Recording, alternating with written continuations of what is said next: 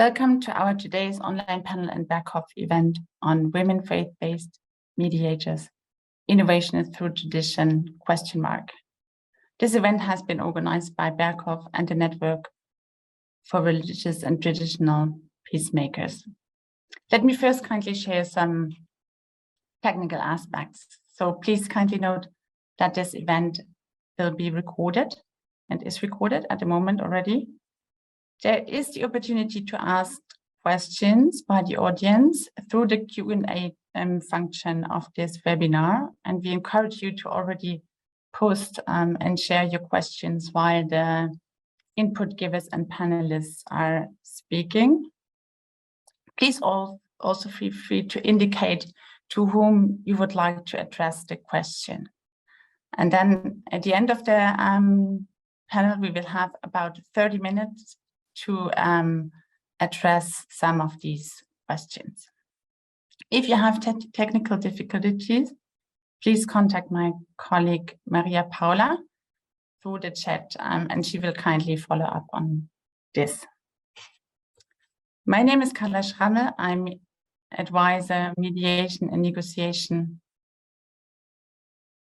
support at Berghoff, and in this function and during the last 2 years, together with colleagues, I had the opportunity to support faith-based mediators and establish a network of faith-based mediators, together with the Network for Traditional and Religious Peacemakers, and funded by the German Federal Foreign Office. Amongst others, in this context, we started to reflect about women faith-based mediators, their role, their work, their specific challenges and opportunities, and their specific support needs. Partly also with some of the network members and women faith-based mediators, we did this, and I'm very happy that 2 of them are able to be here with us today, and I will introduce them in a minute together with the other panelists. Women faith-based mediators play an important role in conflict transformation, mediation, and dialogue processes worldwide. Being faith-based and being women, they are enjoying, or let them enjoy, a specific and certain level of trust. On the other hand, religious traditions also tend to be structurally male-dominated. And this is one of the challenges women faith-based mediators are encountered with when they are trying to establish themselves in crucial position in mediation processes. However, the mostly secular international peace building and mediation support structures have only recently discovered the potential of the oftentimes traditional roles for innovation in dialogue processes, as well as the specific support needs and challenges and opportunities of faith-based women mediators. This is also why tailor-made support to women faith-based mediators has been rather limited so far. And the external support, of course, also comes with challenges, as resources targeting often, or resources being directed to faith-based mediators are targeting often men, being part, as we already said, of institutions, and donors favoring these institutions when giving support. Some women also say that they feel poorly represented by the term faith-based mediator and women faith-based mediator, as they are immersed in an intrinsically religious environment. Therefore, pointing out their religious background has no or not much significance to them. Having said this, and having thereby roughly introduced this very complex and interesting and still underexplored topic of today, I'm very happy to have our panel here that comes with ample and rich experiences from different tracks and different parts of the world. I'm very much looking forward to hear from their thoughts on the specific innovation potential of women faith-based mediators, their challenges and opportunities also coming along with external support. So it's my pleasure now to introduce the distinguished panel to you. I would like to start first with Ambassador Bigombe. Good evening. I think we reach you in Malaysia. Yeah, good evening. Ambassador Bigombe is currently the Ugandan ambassador to Malaysia. And prior to this engagement, she was the Ugandan special envoy to the peace process in South Sudan. As some of you will know, she led the peace and humanitarian efforts in northern Uganda, first in the 1990s as Minister of State and later on as chief mediator to the conflict in the mid-2000s. A warm welcome to you, Ambassador Bigombe. Then I would like to welcome and introduce to you Hind Kabawat. Hind is the director of the Interfaith Peacebuilding Adjunct Professor at the Center for World Religions and Diplomacy, George Mason University, and the founder and president of Tastakel Women Organization. Until recently, she was a member of the High Negotiation Committee for Syria in Geneva and former deputy head of the Syria Negotiation Committee office in Geneva. A warm welcome to you as well, Hind. Oh, and Hind is part of the network, faith-based mediators network supported by Berghoff and the Network for Religious and Traditional Peacemakers. Welcome to this panel. It's our honor and pleasure to have you, Hind. I also want to introduce and welcome Laura Anyola Tufon. Laura Anyola Tufon is the Northwest Regional Coordinator of the Commission on Justice and Peace at the Diocese of Bamenda in Cameroon. She's a passionate right protection professional with expertise, particularly expertise in children and gender rights. And she's a renowned peace and conflict management practitioner. She made far-reaching contributions to peace in Cameroon through accompanying local communities in peace process with women as major actors by creating functional women peace committees. Please feel welcome, Laura. And sorry, I forgot this again, but I want to mention this. And Laura as well is part of the Berghoff and Network for Religious and Traditional Peacemaker network on faith-based mediators. Welcome. I also want to, I'm very happy to introduce and welcome Dr. Sarah Bernstein. She's the Executive Director of the Rossing Center for Education and Dialogue in Jerusalem. She has been working in the field of peace building and coexistence work since 2000 and is specialized in interreligious dialogue. She was awarded her PhD in Peace and Reconciliation Studies from Coventry University in England for the thesis with the theme Narratives of Belonging, Life Stories of Jewish Israel Women in Israel. Very warm welcome to you as well, Sarah. And last but not least, Palwasha Kakar. Palwasha is the Interim Director on Religious and Inclusive Societies at the United States Institute of Peace. Palwasha has worked previously for the Asia Foundation, where she was the Afghanistan Director for Women's Empowerment and Development, and previously as well, the Gender Mainstreaming and Civil Society Unit in the United Nations Development Program in Afghanistan. And she also worked for the Gender Studies Institute at Kabul University, amongst others. So good morning, Palwasha, and very happy to have you here. Just maybe before we dive into the discussion, and I will start asking you some questions. You will have to share some of your thoughts. I will just quickly mention that I will also, as a facilitator of this panel, have an eye on the time and try to structure the discussion in a way so that we can have equal weight and focus for different topics and experiences. Yeah, so I would like to start with you, Ambassador Bigombe. as we already heard, you have been the Ugandan special envoy to the peace process in South Sudan, and you also have ample experiences with the peace process in northern Uganda.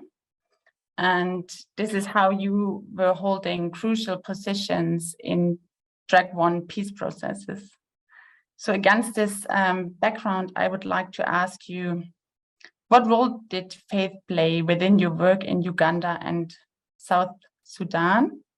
And based on your experiences, how do you see the innovation potential of faith-based women mediators? And what are their specific opportunities and entry points? Thank you, Ambassador. Well, thank you very much indeed for having me in this very important dialogue. I would say unique in the sense that I've never participated in a dialogue where faith-based women mediators are involved. So this is the first of a kind, and I do hope that from here we will continue to discuss the contribution, because the contribution has never been evaluated to know the impact of women of faith, if I will say. All the mediations I've either participated in or been observer. We talk of religious groups. And just as you rightly pointed out, religious groups do not always, it's male dominated. Women are never there. So I am delighted to be part of this group. Just in general, I would say that all of us negotiate. We negotiate within families, we negotiate with friends. And when you talk about families, we nurture our children. So we are always negotiating. So women are natural negotiators. I always insist on that a natural negotiators, even with friends. All of us have had relationships. And when we are deeply disturbed and we don't look for a solution, we go to the church, but we don't go to the pastor or the reverend. We go to their wives because we expect them to understand our situation better. So women mediators, women of faith, as mediators, their role has to be recognized.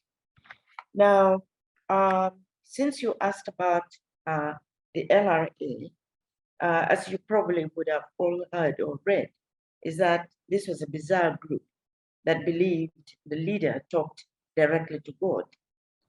So and no political ideology whatsoever, it was just that he communicated his orders directly from God to kill, mutilate, and commit all kinds of heinous crimes. So what is it that made it possible to have access to him, to persuade him to agree to a negotiated settlement? In the same vein, the government was also not ready to talk to what they called bandits. What is there to talk to bandits? We'll have a military solution. So it is having faith, and I'll say something which is private, might sound obscene, but I remember one day I was having a shower, and I started praying when I was in the shower. And I asked myself, is it okay to pray to God when I'm naked? But I did continue with my prayers, because you reach that moment when you have the contentious issues and it feels like you have to climb that huge mountain and you don't know how to go about it. And you're asking yourself time and again, how in the world am I going to get over this? So it comes to having faith and prayers to God. So anyway, the other thing that I did realize that was very important in talking to this, and this speaks to extremists as well. It is about building trust. Trust, as we all know, we are mediators. is the cornerstone of any successful mediation. A lot of it is trust in the mediator. Does that mediator understand and appreciate my situation? Is that mediator, can I trust my life, so to speak, with this mediator? And this takes time. And I also will say in here that we women are more patient, are better listeners. And therefore, over a period of time, I was able to build that trust. Now, what did that trust look like? Because it was not an ordinary mediation, the traditional ones we talk about, that you're sitting around the table, when there was no proper agenda. I mean, there were no political issues. There were issues, there's no doubt about that, that they were handling it the wrong way, but there were issues between the government and the people. And so they thought they would solve that problem, but at the same time turned around to kill the very people they purportedly wanted to help. So this trust was the most important, was the catalyst to enable us get over some of these issues. And since he had this bizarre belief that he talked to God directly, and I always revoked God to prevail when the situations were very, very difficult. So it is building trust between you and the parties. It's trust also among the parties, because even among themselves, they're asking questions, whether can you trust that person? Can you really, do you really think she will deliver on our behalf and not turn against us or not betray us later? So this is where I would recommend to, I mean, I'm not training you, you're all experts in here, that trust building is paramount in mediation. Trust building where it's not just about trusting you, but trusting in God as well, that He will give you the courage, the strength to even speak the right language that is not inflammatory. So that was it with the LRA. Now, as far as participation in the peace talks in the South Sudan conflict, I'll give you one scenario. One night we stayed late in the night. There was a very contentious issue, and the chief mediator among us, who is now a former leader of a country in Africa, was really putting pressure on these people. And this is where I always say that it is very important, it's good that former leaders are tasked with mediation, but they're not necessarily mediators. They put a lot of pressure because they go in with this attitude, I must win. And sometimes the parties give in out of convenience, but not out of conviction. So I remember this opposition group, that particular night, was deep in the night. Their leader, two of them just broke down crying because the leader was putting pressure to accept a very contentious clause. So I realized we're dealing with people who are very traumatized. These are people who narrowly escaped death. These are people who saw their loved ones killed. We're dealing with people who have lost everything they had in life and had narrow escape. And we're saying, accept that. When these people broke down, I certainly realized that we need psychosocial support factored into mediation, so that we do not deal with them like we're dealing with an ordinary person who has lived comfortably somewhere and is coming to talk about their future. We have to be mindful, even the language you're using to them, with them, because they start describing, how we escaped, how we lost everybody, how, this happened. So they're very scarred deep inside, deeply traumatized people. So then I immediately initiated some kind of counseling for them to help them continue with the process. There was no evaluation whether it had any impact or not, but in my opinion, at least the process continued. The counseling also was cautioning the chief mediator that, look, these people said, you're telling us to accept this. This is our life, but you're going to go away and we're going to face the guns on our own. So you need to put yourself as a mediator in their shoes. You need to fall onto your faith, because you also need to be conscious that, am I doing the right thing? God must guide me in doing this, so that once it's done and it's agreed upon, it will be implemented and everybody will be comfortable with the process. How much time do I have?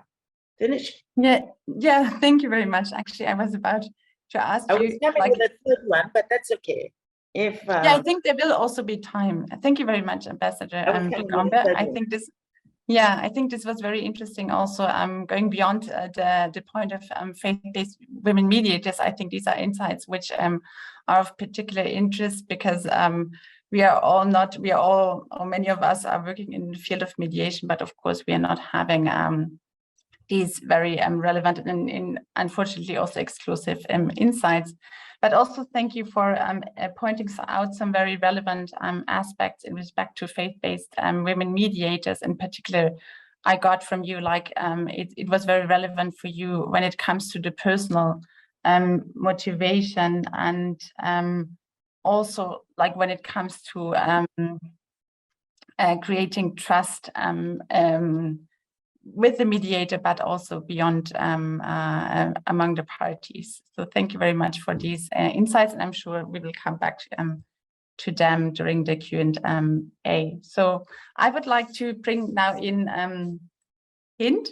Hind, yes. You have been, as we already heard, you have been part of the officially part of the UN-led negotiations on Syria until recently, but at the same time you are heavily involved and convinced to be involved in grassroots women interfaith dialogues in Syria. So you're really reconciling experiences and ample experiences from different tracks. And against this background, I would like to ask you, what entry points and challenges do you see for women faith-based mediators on these different tracks? And do they vary? And what kind of support needs do you see on these different tracks? Thank you very much. Thank you, Carla. And I just want to thank, of course, Berger for organizing this, and the network Traditional Religions Peacemaker, which I'm part of it. And I learned so much for the last 2 years from my colleagues, from Berger. And also here, I'm honored to be surrounded by this amazing panel, especially old friends and sisters. So thank you. I know I have 7 minutes. So what I'm trying to do, I want to just start putting my observation with some examples from the ground about the involvement, the challenges of the women mediators in track 1 or track 2 or 3.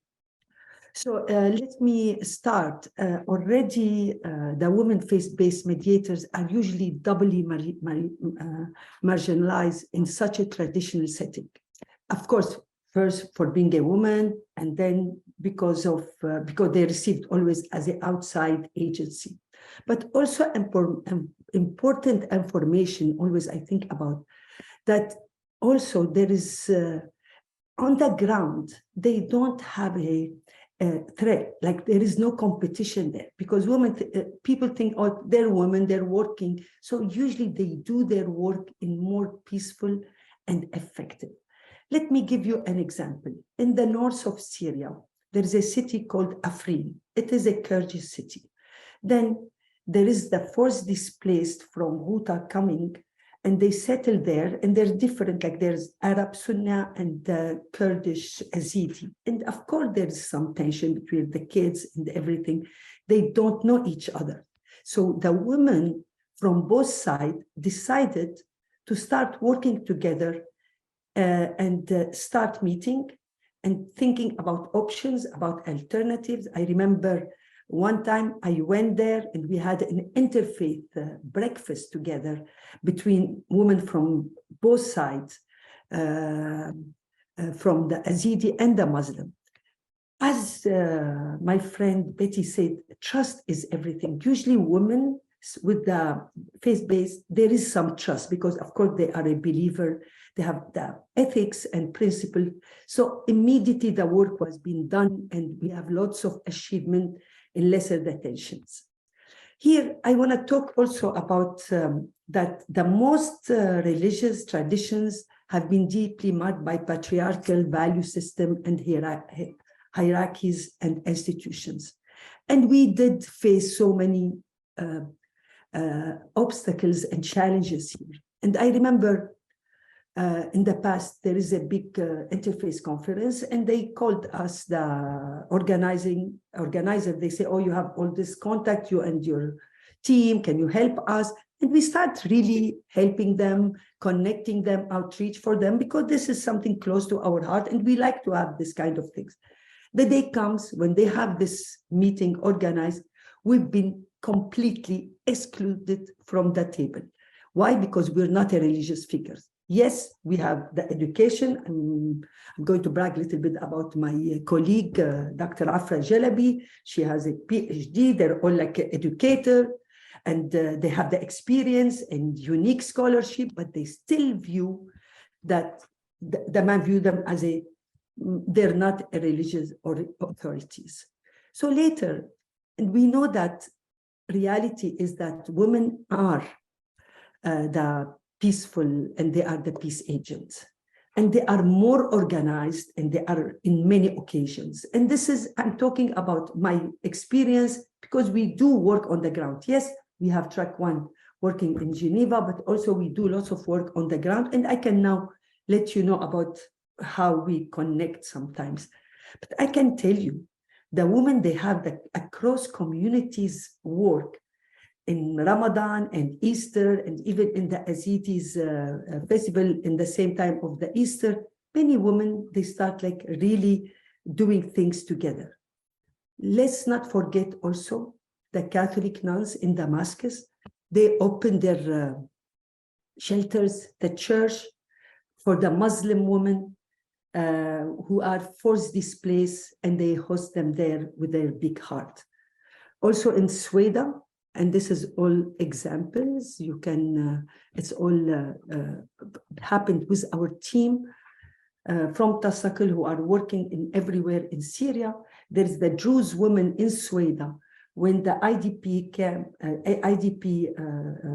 community came from Daraa, they're Arab Sunni, there is the Druze women, they're the one, they insist to have the school open for them, their house, and they were taking care of them. Saying this,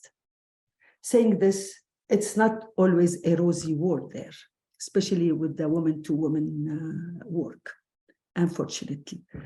Because unfortunately, there's the most of the women feminist movement in the world generally are seculars. And sometimes they dismisses the perspective of faith-based religious women mediators. And they created in a way or other exclusion practice with this. So these structural problems in more traditionally oriented society create obstacles for women to become more public active. And the more religious a particular setting, the more pressure on women to be more invisible. Example, unfortunately, there is always example, we had to organize this big meeting last year, side event for the Brussels conference for Syria. And I wanted very much to show it's about accountability. And I want really to show that Syrian people are victims for crimes against humanity from everybody, from all sides, like they're different sect, different ethnic group, they're all victims for the regime crimes. So when I organize the sessions and I organize the event, I make sure that there is a Christian, there is Kurd, there is a Druze, there is Muslims, there is everybody. So I work it out, everything is okay. The minute the agenda been reached to the secular women's secular group, we've been attacked, and they've been complaining and saying that we cannot identify ourselves as a religious or ethnic, and they were complaining to ask us to remove the religion identity from the program. It hurt. It hurt because it's coming from a woman. It hurt because they didn't really understand our concept that we're all women are united by pain, and we have to be together. And it's fine if we are a diversity, and if fine. And we respect your identity as a secular, but why don't you respect our identity too? This is also the problem when women marginalize women, especially the faith-based women mediators. So of course, the women of faith occupy a double-edged here position. One hand, they are strategically positions to make change, as well as being real stakeholders because they know everything and they've been involved on the ground. But also, on the other hand, their structural challenges render their voice unheard in their role. So here, we need to think about the religion motivation. Most of the women faith mediator, they care. They care about humanitarian, about fighting starvation, fighting for social justice.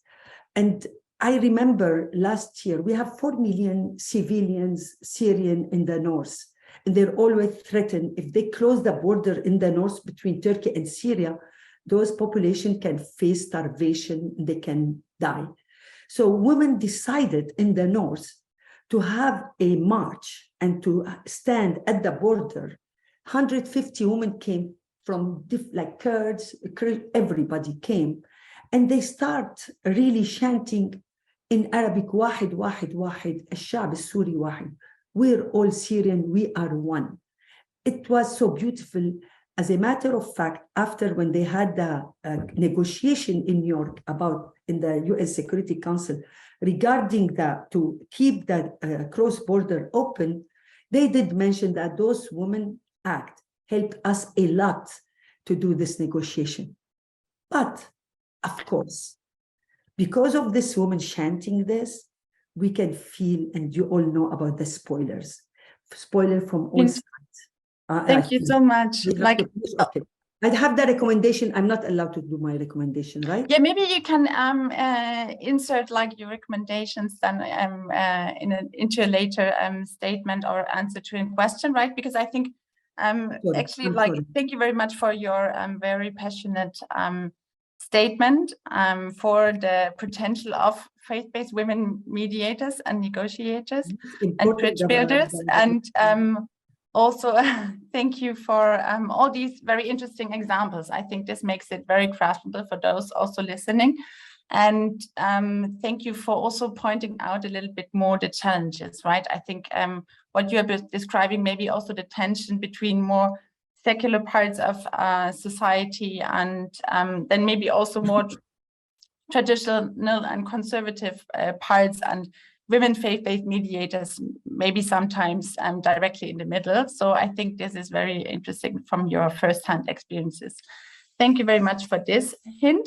And I would like to come now to Laura Anyola Tufon. We already heard that you are the coordinator of the Peace and Justice Commission of the Diocese in Bamenda in Cameroon. And with this, you are officially part of the church structures. And I would like to ask you, for you as a faith-based women mediator and peacemaker operating in the war-torn areas of Northwest Cameroon, with what opportunities and challenges does your work come along? And what support do you get and what support do you need? Thank you very much, Laura. Thank you so much, Carla. And it's wonderful meeting great ladies like you all. And I'm so happy to be on this team. Well, it is important for me to begin by introducing myself and the context where I come from. Well, as you can all see, I'm not a religious. I am a lay Christian and a woman, for that matter, in a circle that is male dominated. We don't yet have female priests, so we only have male. And I have spent a good part of my career working for the church, working for God's people in the Archdiocese of Bamenda, which is found in the Northwest region. To begin with, I'm a Cameroonian, and I come from the English-speaking region, one of the English-speaking regions of Cameroon, the Northwest region. And I have been working there for the last 20 years in the church, where I have worked to promote, to protect the human rights of people, and working with communities, especially grassroots communities, in building peace and non-violent approaches to conflict. Well, it is within the backdrop of this that as you heard Carla said, I worked with women in the communities, forming women peace committees, who could easily, these committees were mixed, they were interfaith. They were Muslims, they were Christians, and in some areas they were traditionalists.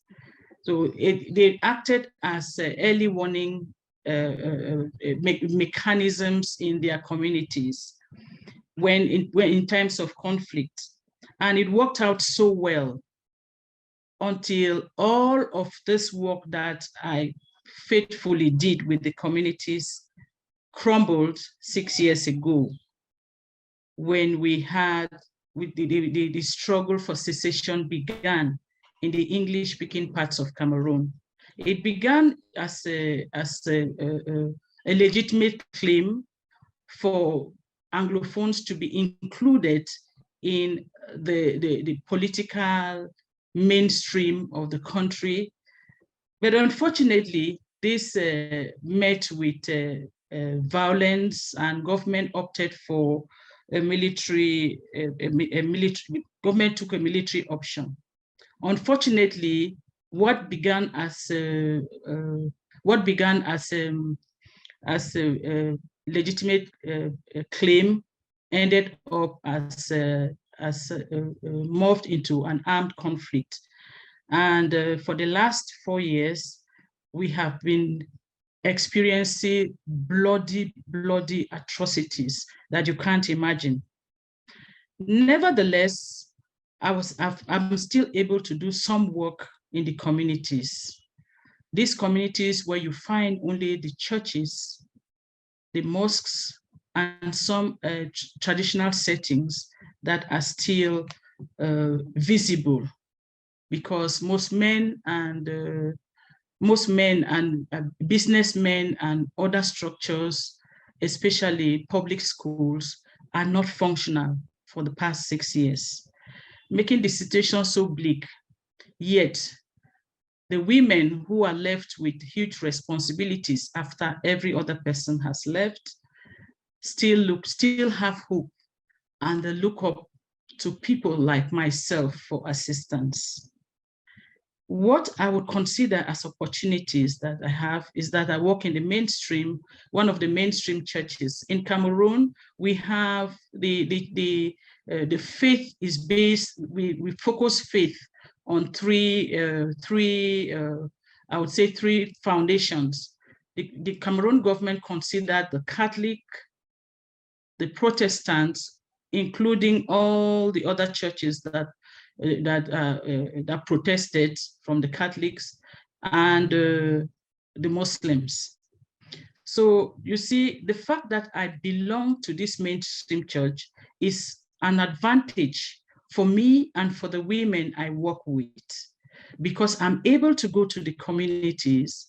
They are the ones who negotiate access for me to go to the communities.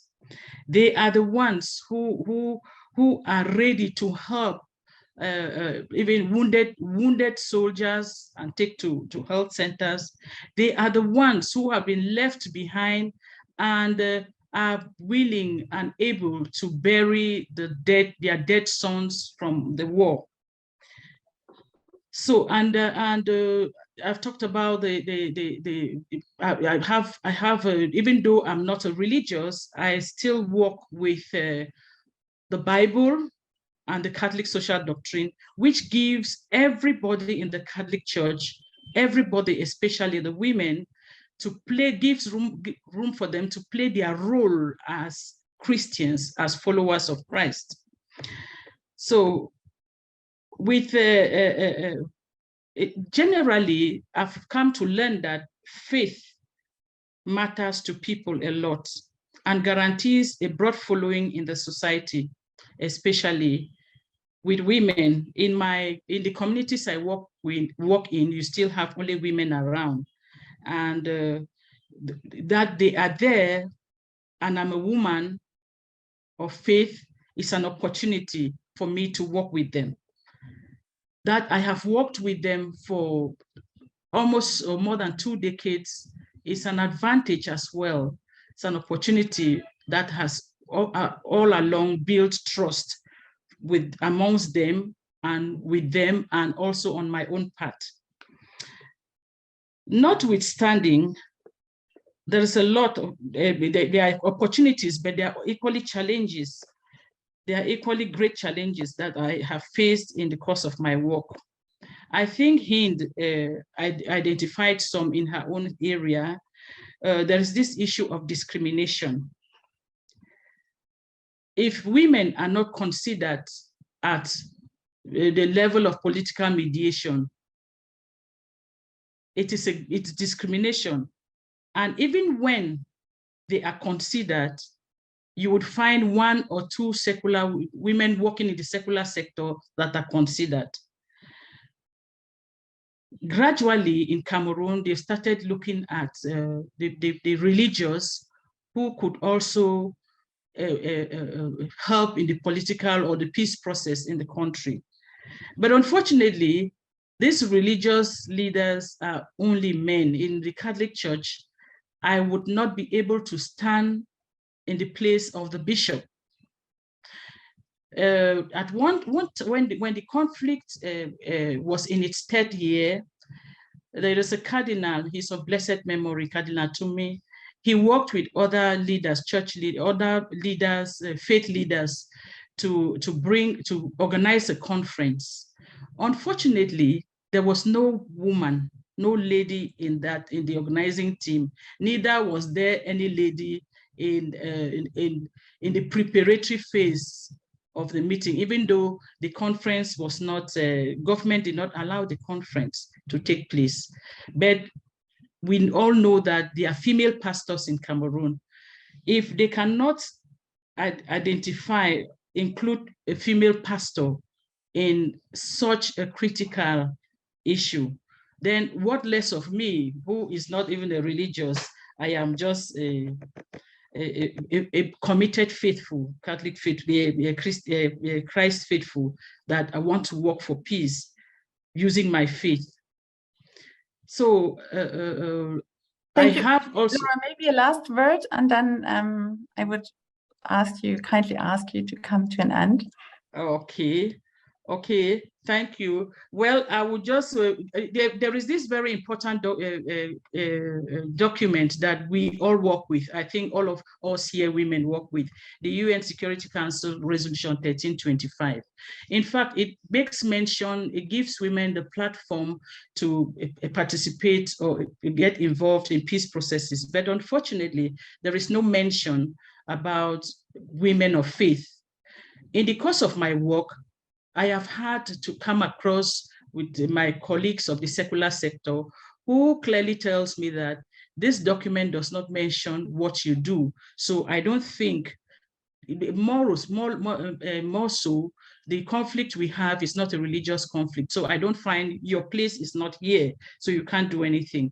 You also asked of Thank you, Laura. I think that's very, I think this last comment was also very interesting, I think, because it makes clear again how important it might also be, even on the ground and the grassroots level, to include women faith-based mediator in the general policy, right? And if they're not included, it might also have effects, and shows like that it's not, that they are not acknowledged in their general relevance. Thank you also for sharing your experiences as from an area where you're part of a mainstream faith and church. I think that was very interesting to hear how it makes it for yourself easier to get access, and other women to get access, and to even in very difficult and tense situation. And I also liked your reference to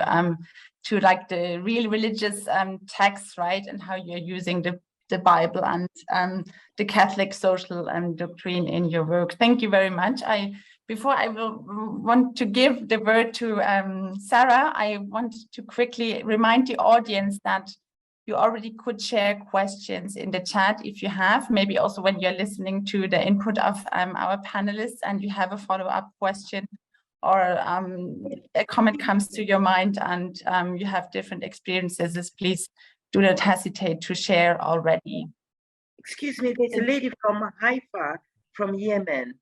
Is there any way we can help her? She doesn't understand much English. Yeah. Maybe like what I could say, please contact my colleague Nora Detweiler in the chat, if this is okay. Or also, as I said, Paula Maria, maybe they can help. They're visible in the chat. Maybe they can help, as we cannot follow up here in the panel. Okay, thank you very much, Ambassador Bigombe, for this. And now I would like to turn to Sarah.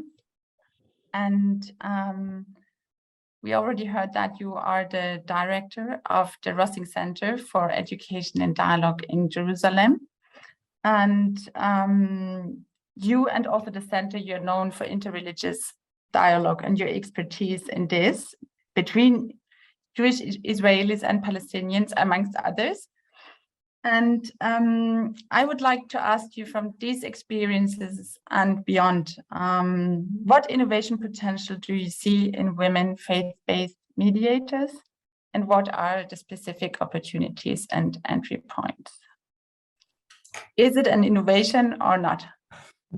Thank you, Sarah. Thank you very much, and thank you for inviting me to be part of this esteemed group of women addressing this very, very important topic. I think we have all our speakers have shown that in many ways it is easier to talk about the challenges and more difficult to highlight the opportunities for innovation and for change. And I share the challenges faced by my women colleagues in all these different parts of the world. And I think it was Hind who said that this double marginalization, both as women and as people of faith, and you know, I think that's key to understanding both the challenge and perhaps the way we can innovate and find a way through. I think that the world has come to recognize, or the institutions have come to recognize, the fact that where faith is an integral part of any given conflict, and also where faith is an integral part of identity in areas in conflict, even if, as I would suggest, in Israel-Palestine, the conflict itself is not necessarily a religious conflict, but the people involved in the conflict are people of faith, or at least people whose faith plays an important role in their identity, even when they classify themselves as secular. Because even people who classify themselves as secular in this region, religion plays an enormous part in their identity, and therefore in what they bring to the conflict. We at the Rossing Centre, Israel-Palestine has been judged by the world to be non-mediable at this point, that we are not a region where mediation at top level negotiation is possible at this point in time. So rather than even attempt to reach that sort of level, what we are trying to do is create the conditions on the ground at a more grassroots level in order to one day bring ourselves to a point where top level mediation will perhaps be once again possible. So we're engaged much more in more informal dialogue processes about creating trust, about changing attitudes.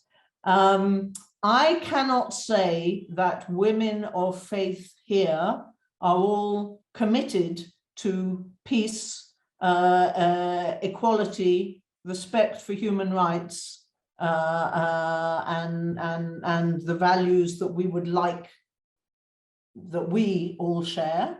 And indeed, here in Israel-Palestine, our religious communities tend to be more extreme in nationalist terms than even our secular, so-called secular communities. And women are very much part of that. I cannot say that women are the great peacemakers and the problem is the men. That it's just not true. What I think women do bring to the table is a number of advantages which make them both more able to create trust and build relationships, and also in some ways more particularly effective at creating grassroots change. And those are things that my fellow panelists have mentioned, many of them. So for example, the soft skills that women bring to the table, of being more accustomed to having been socialized in expressing empathy, in creating relationships, in creating bonds. All those soft skills are essential in peace-building work. Women often have very wide networks because they're good at networking, and perhaps women of faith, they're no exception to that. They have wide networks within their religious communities. I think one thing that women often bring, and perhaps women of faith bring to the table, is flexibility. Women of faith are used to having to work things out, in their religious ritual, having to work, having to juggle the demands often. Obviously, I don't believe in innate differences particularly, but the way we are socialized and the way society is structured, so that women have to juggle the demands of family, of profession, of community, and they are used to finding ways to make things work. And that, I think, is a huge advantage when it comes to the world of peace building and mediation.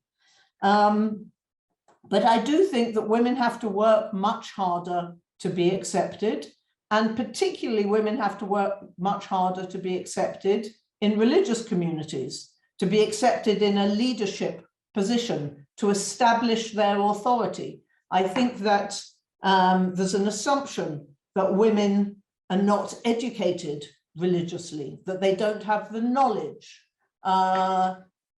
Certainly, as Laura said, in this part of the world, there are very few religions that have women in the hierarchy, very few to the point of irrelevant. So that's a huge challenge to establish one's authority. One of the reasons that I went and did my PhD work was in order to, as it were, establish my credentials, that if I'm not a religious leader, then at least I have some academic background. I have a title that can help me establish myself as somebody to be taken seriously. I think the huge challenge, which has not been mentioned here, is that it's women of faith mediators, whatever the expression we're using, faith-based women mediators. We're not relevant just for women, we're relevant for men as well. It's not that we're just talking about women working with women. I scanned down the list in our wonderful audience with us today, and I would, at a rough guess, say well over 95% of the people participating here today are women. So how do we engage men in this issue? Because we are not setting ourselves up as faith-based women mediators just for women. We are able to mediate and create dialogue also for men, for mixed groups. And of course, it's essential that we engage men and women in this work because change doesn't happen without everybody round the table. I'll just say one more thing if I have time, which is that I think that it is now recognized that religious leaders need to be brought into the table in negotiation processes. But it is also recognized sometimes that women should be at the table. But I think that both governments and funders have to insist that women are included in the process, that women of faith are included in the process, and that faith-based women mediators are included in the process, because those are three slightly different things, all of which need to happen, and governments and funders can make them happen simply by insisting that they are part of the process. So that would be my call for support. Yeah, thank you very much, Sarah. This was very interesting. Like, next to the fact, or next to the overview on like more challenges and also opportunities, I really liked that you were adding to the complexity of the picture, right? And maybe challenging our too simple belief that women might be the more peaceful part of humankind in society. And I really like that you said, of course, this is not, it doesn't have to be the case. And also for women faith-based, or for faith-based women, this doesn't have to be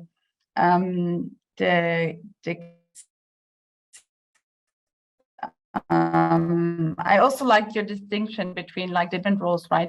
Women can come into a negotiation process, and I apologize that we only invited women to this panel, even moderated by a woman. So I think you're right, and we know, but I think actually it's good to I don't try mean to the engage them. panel. I'm not talking about the panel. I I'm know, talking about but the I think this audience. is, I know you were talking about the bigger processes, but I think it's also too good to start like with these kinds of things, right? So thank you very much for this input, and I would like to come to Palwasha. We already introduced you as the Interim Director for Religion and Inclusive Societies at USIP, and USIP is known to have given profile to this topic of faith-based women faith-based mediators, and you personally have been crucially involved in this. I think you're also in the process of issuing a study on the topic, and against the background of the inputs of your colleagues on the panels, I just want to ask you if there are any things from your insights and experiences which you want to emphasize or complement, right? Are there anything you would like to say, yeah, this was definitely very important, or I see it differently, or I would like to complement this experience in this way? And what are the challenges to support women faith-based mediators from the perspective of an institution such as USIP? And also the question to you as to Sarah, is it an innovation, and what is the innovation about? Thank you very much, Palwasha. Thank you, Carla. And it's such an honor to be on a panel here. Thank you to Berghoff, but on a panel with so many of you that I look up to, Betty Bigombe, Ambassador. We really appreciate the work that you've done and the field that you've really opened up in terms of the work that you've done. And Hind, dear, thank you so much for the work that you do and collaborating with all of you. Sarah, it was wonderful to hear your insights, and Laura, yours as well. You know, there's not much that I can really add to this conversation, because everything that you've been saying is what we've been finding in the work that we've been doing at USIP. We have a project called Religious Women Negotiating on the Front Lines, where we're looking at women in 11 different countries across the world who are religious actors. We call religious actors. Laura, in our definition, you are a religious actor. It is not about the old men in the big hats that we talk about, or those that are part of the clergy or hierarchical structures, but it is those women who have influence in this space. And it is those women who are doing the really important work at the local level that nobody else can do on behalf of their communities, not on behalf of just women, as Sarah mentioned, but on behalf of their communities.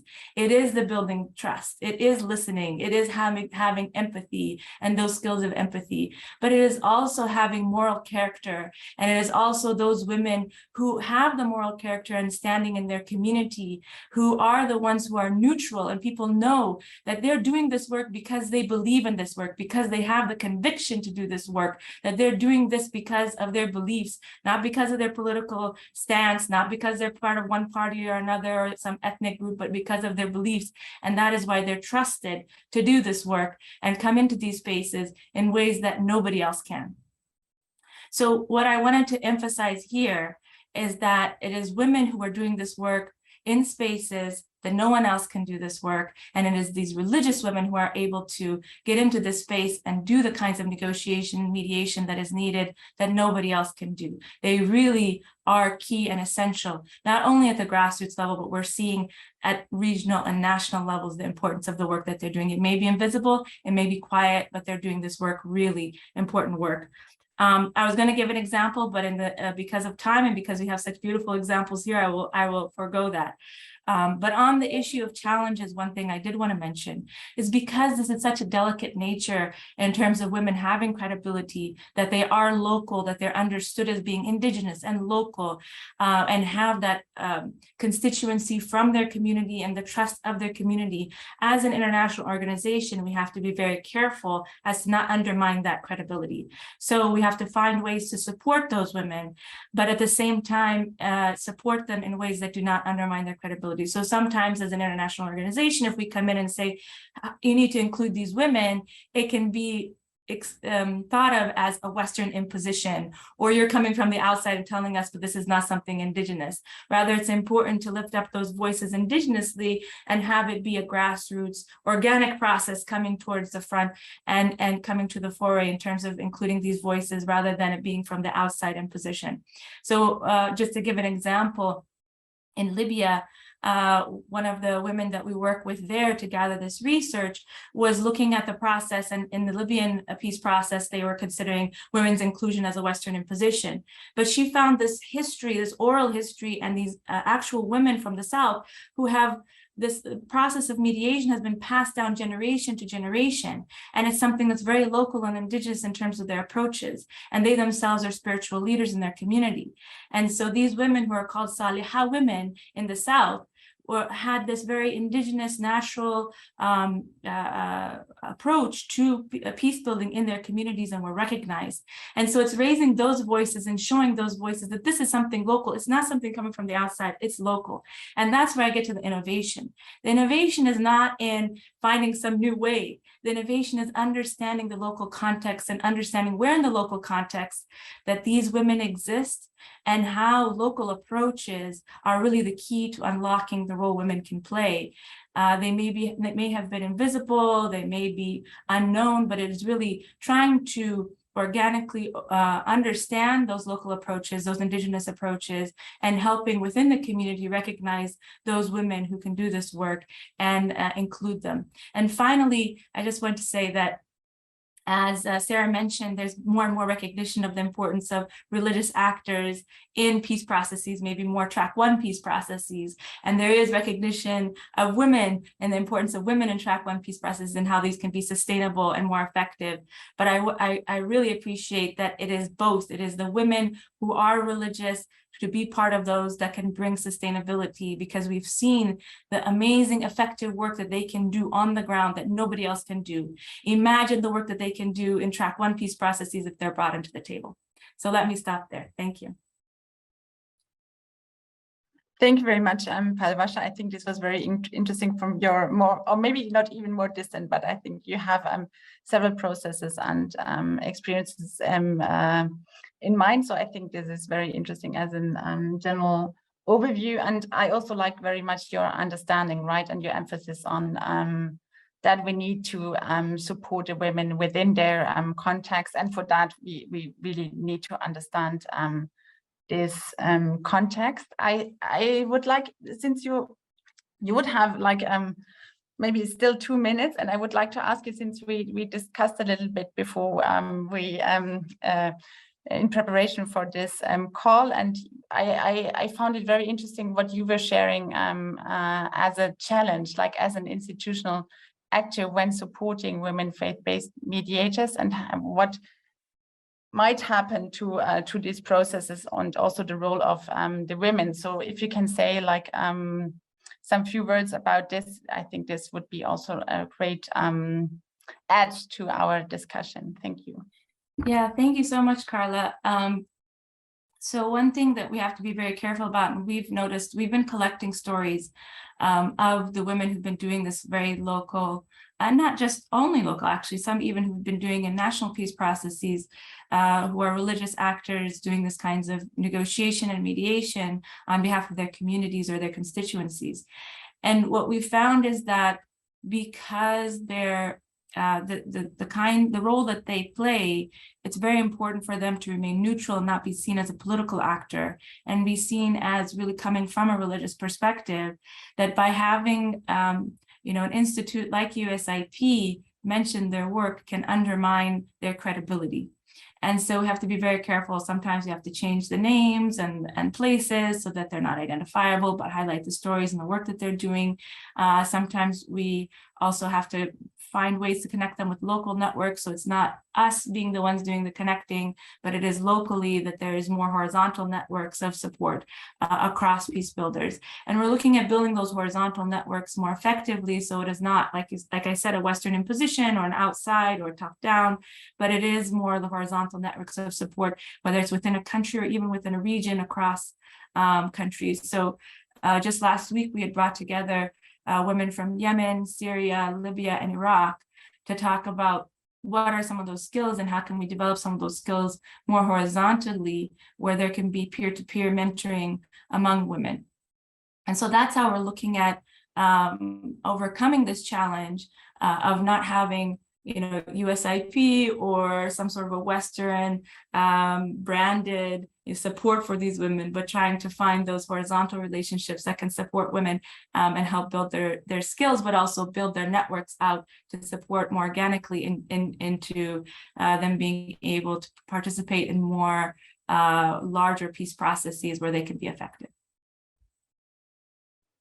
The one other thing I did want to mention, though, is what Ambassador Bigombe mentioned about psychosocial support.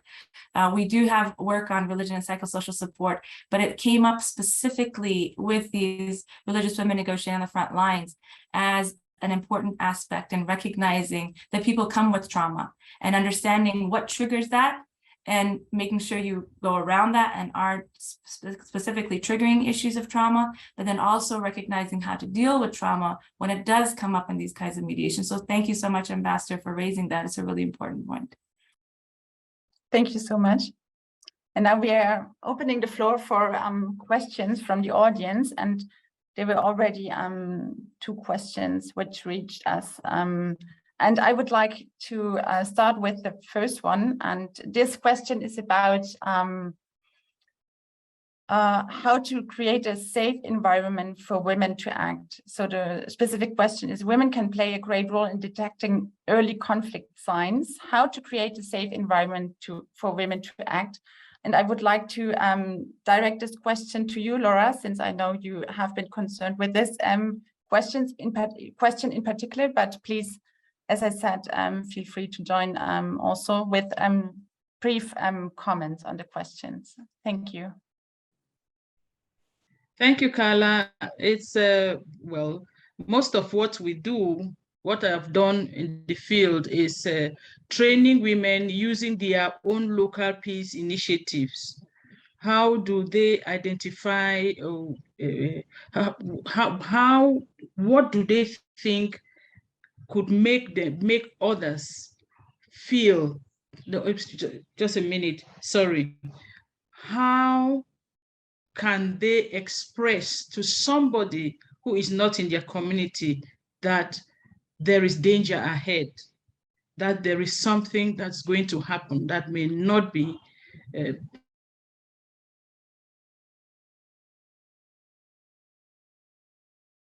Sorry, I think there might be a problem with Laura's internet connection. So maybe does one of you want to come in on this question on how to create a safe environment for women and women faith-based mediators? Particularly that they are acting for their community, but they think so that they themselves in their communities can understand better when they say that things are not going to be good in this area because this is happening. But if we are using the conflict early warning systems that we get from some other context, it doesn't go well with them. It's just their own local initiatives that are used to work with them, and they are able to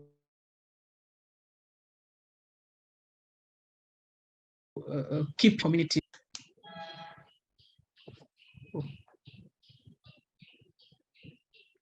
Thank you very much, Laura. I think there were some challenges with your internet connection, but yes, I got your point. That's fine. Like maybe to Ambassador Bigombe, if you want to also quickly comment on that, and then we maybe come to the next question. Thank you. Well, I just want to talk a little bit about the grassroots women. Just like Madame Bernstein said, they may not be religious groups. They might not be faith-based at all. They're all mixed. But I think we do not make adequate use, or we do not connect from track one with the grassroots women. It is their sons who are fighting these wars. It's their daughters. It's not the sons and daughters of the elite. It is their community who know exactly, when we talk about early warning mechanism, you can tell from the strange ways the young men is in particular, or even young women, are conducting themselves. In my experience, especially with the Lord's Resistance Army, I would have never, ever made a breakthrough without dealing with the grassroots women, without them feeding me with information, without them even telling me how I should package my message to the rebels, because their mothers were living in camps, their wives were living in camps, their uncles, everybody, and they would take those messages of goodwill. But faith-based or not faith-based, track one is totally disconnected from grassroots, who can be extremely effective in early warning mechanism, who also reconcile their communities, these are grassroots women who are looking for opportunity to live in dignity, and therefore they give themselves wholly. In South Sudan, I saw it. They did not even have food. Maybe a woman has lost everything. She only escaped with one piece of cloth. She washes it in the morning. In the afternoon, she's going to another camp to reconcile their communities. They're not paid. They're not recognized. So in this exercise of mediation, we really need to connect the dots with the grassroots, both in prevention, which I always preach about, as well as in managing conflict and resolving conflicts. Thank you.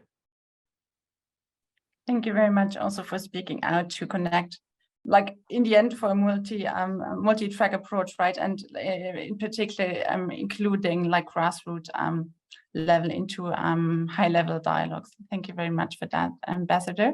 And I have a question about the patriarchal discourse, which goes or which was addressed particularly to Sarah and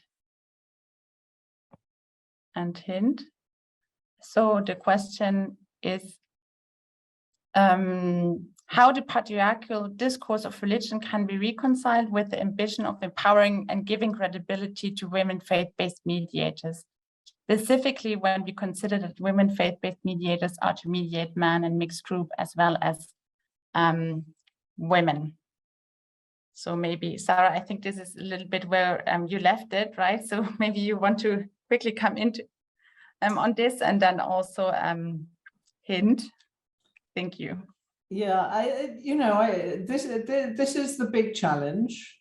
I think it's important to recognize that the problem isn't actually in the religion. I think, as was asked in the question, stated in the question, the problem is with the patriarchal discourse, because in all our religious traditions, there are women, deeply respected women, who play key roles in our religious traditions, both in terms of knowledge and in terms of leadership roles.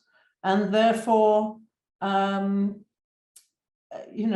perhaps one has to try and draw, just as Laura uses religious texts, and we do a lot of text-based dialogue work, perhaps we can draw on religious tradition itself to demonstrate that there is a place for women.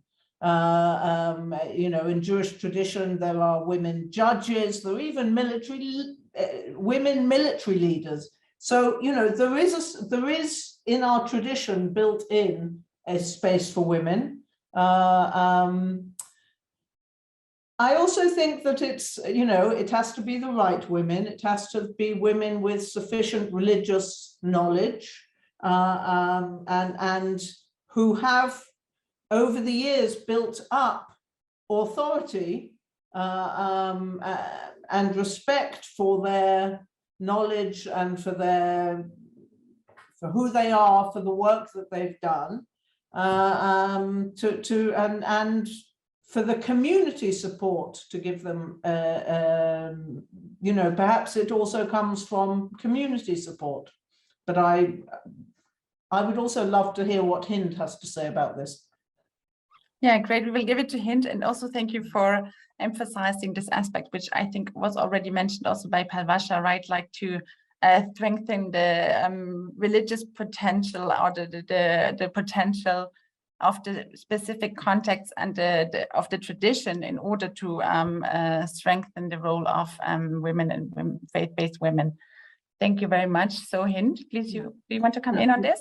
Yeah, actually, Sarah just covered things I was thinking about, but I just want to go back to the linking track 1 with the religious people and others. I find out that because of it's a conflict, people are getting very much close to their religions. The big thing is to have partnership with those religious leaders.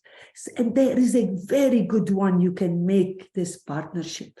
And then include them in the track 1, like especially in matters like the constitution, like the social contract, like a transitional justice. Having a religious person with you, with your team, can give little bit of weight there, and he will be your partner. So it will be easier to get things done. And especially if there is some men, they don't even want to talk, like when Laura talked about the CEDAW, or we're going to talk about those agreements, we're not even allowed to speak about it now in our area. We're not allowed to, it's like Hamas, they're not allowed to speak about those women freedom or the CEDAW agreement. So for us, in order to work in peace, we always bring with us some religious figures, and it makes our life easier in many ways. And this is a way we can be like, you talked before about flexibilities. We have to be flexible. So we are flexible. We see in each case, there is something we can do. So in one case, we can bring them. In other case, we can do more other stuff like humanitarian. Then we get the credibility that we did this. So it is an ongoing challenges. It's not an easy path. It's not, but I just want to have my recommendation, because I couldn't continue. It will take me 1 minute. It is the responsibility for the international community not to accept any conference or any meeting without including women. This is also, if they are the donors and they are paying for this conference, etc., they cannot just let those religious people getting away with it without including women, or especially women mediator, faith-based mediator. So it is important. It's important to empower them, to get them. They validate their work in the grassroots. And in many times before, in track 1, they don't want us even to talk about grassroots, involve them. They think that they are track 1, they know everything. But years after years now, we know that everything the women recommended, suggested, they're right. And before they were talking about us like it's a conspiracy. You're the civil society, you want to bring grassroots, they're like spies, and who are they? They're imperialism. But now you can see there is some kind of shift in the Middle East. They see that grassroots can give them credibility. If we can start talking about, we're including women and grassroots voices, we can have more credibility. Please, let's take advantage of this, get them at the table as soon as possible, empower them. And you know what? Because and in the last conflict, in the Ukrainian case and the Iranian, women in the Middle East stood strongly with their sisters. Why? Because they don't think about the political consequences.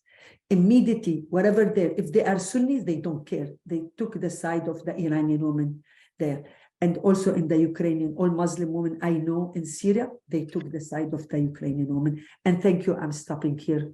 Carla, thank you, Hind, because we don't have much time left, but I really like your suggestion of, I would maybe frame it as intelligent partnership, right? Like in the end, like there is a bigger goal to reach, and it's not about excluding the one or the other, but and faith-based women might also benefit from partnering with for example, with faith-based men. And please, thank you also for reminding us of the responsibility of the international community, or with also remembering what Palwasha said about being sensitive, not to create the impression that we are instrumentalizing faith-based women mediators or negotiators or any other actors. Yeah, thank you very much. There's one last question I would like to mention. When track 1 processes get stuck, starting to work with women is oftentimes one of the suggestions to demonstrate that something is done at all. What are your suggestions how to make sure that this women engagement helps moving the entire process forward, and that it does not, as valuable as it is, stay a women-only process? So maybe just Palwasha wants to say something, and then maybe also Ambassador Bigombe, as you have a lot of experiences with track 1 processes, and then I think we have to wrap up this. Thank you very much. Yes, thank you, Carla. I wanted to just give a clarification, and I guess this also applies to the track 1 issue. But in terms of what Hind is saying about the importance of including women in conferences, I totally agree. We need to have more religious women present in those conferences and in those conversations. I guess what I should have expressed a little bit more was that in our work on case studies of women, there were those who it was very sensitive and we had to make sure that we distanced ourselves. But there were others who found that it was important for USIP to also name them. And so there's a balance in also understanding who is comfortable and which context is it comfortable, because also having religious women taking pictures with internationals shows their credibility to the rest of the community that they are also important people, and that they're being consulted and they're being included in processes, and that can also be important. So it's important to also understand when to engage, when it's good and beneficial for those women to engage, bring them to the conferences. Like you said, not instrumentalize them, but bring them to the conferences, bring them to the fore, bring their voices forward when it's needed and when in certain contexts it is appropriate. Whereas in other contexts, it may undermine their role. So it's that balance between the two. And so in terms of track 1 peace processes, all I want to add here is that there are organic ways we've seen religious actors and female religious actors being able to move organically from the local to the track 1. And it's a matter of looking locally in terms of how that happens. But usually it is by people recognizing their work, that it gets into the media, that people are hearing that, oh, this person is very successful in this local conflict. They were able to negotiate it. Oh, let's bring her to the next level in a regional settlement, let's say at a provincial level. And oh, she did a great job. Now let's bring her to the next level. So it's that sort of an organic process. And there are ways for the international community to support that organic process by seeding the information in with media organizations where it is appropriate and where those women want that to happen. Thank you very much, Palwasha. Ambassador Bigombe, do you want to come in on this question, how to make the involvement of women in particular in track 1 processes more effective? And well, I will say I plead guilty because I'm still going to talk about the challenges. But of course, unless we identify the challenges, then we can talk about how to solve the problem. But before I say anything else, I just wanted to respond to what Hind was saying about making it mandatory, the funders making it mandatory that women must participate. It is not that women are not, it's not that the funders of mediation or peace talks, if you will, are not making it mandatory for women to be at the table. Indeed, there are more women now coming to the table because it's mandatory. The problem is the parties choose women who are either loyal to them or not takers, or women who are not vocal to the peace talks. So it's based on loyalty. They do not take women who articulate women issues. Those are kept out. It is mandatory, but the funders need to go to the next step in that what kind of women are being brought to the table for the track one, because a lot of them are sitting at the back, taking notes. You don't even hear them talk at all. So it is also the quality of the people. And are they going to articulate women issues, or they're just going to talk like fellow men about, loyalty? They have to show loyalty to their respective constituencies. Yeah. Then on to your question, could you repeat it again very quickly? Actually, I think this was already an answer to this question, right? Because the question was how to make the involvement of women in track one processes more effective. And I think you said, or your response to this would be like to select more carefully these women and see maybe also where they find overarching subjects and teams, so that they are not only aligned with what possibly men or other actors would also say. Yeah, thank you very much for this. And I'm very sorry to say that our session already comes to an end. I'm really grateful for your very valuable and rich contributions with so many examples and first-hand experiences. And it has been the honor, my honor and the honor of Berghoff to host this panel. Maybe just to point out, I think as religion is full of ambiguity, I think women faith-based mediators are as well. And I think this was, for example, also very graspable with what you have been discussing with the question of, on the one hand side, women faith-based mediators might be perceived less as a threat, maybe less apolitical, maybe they can be more easily trusted or find in the way as we are socialized more easily trust. But at the same time, it's also when then coming or being externally supported, it's very easy to politicize in particular their role, and it can become part of the conflict or a subject to conflict in itself. So I found this very interesting, and also the thought Sarah shared about on the one hand, mediators are supposed to be, or mediators need a lot of credibility and legitimacy. This is also why we're using the value of traditional and religious mediators. And then women faith-based mediators might not have this at the same time, but then they're coming with a lot of other attributes and opportunities and entry points. So no easy, of course, to these very complex questions. This is also why I hope we will continue this discussion with the support of Berghoff, but also, of course, with other actors as USIP and others. And I just want to say thank you as a panelist, and thank you. Thank also, just one last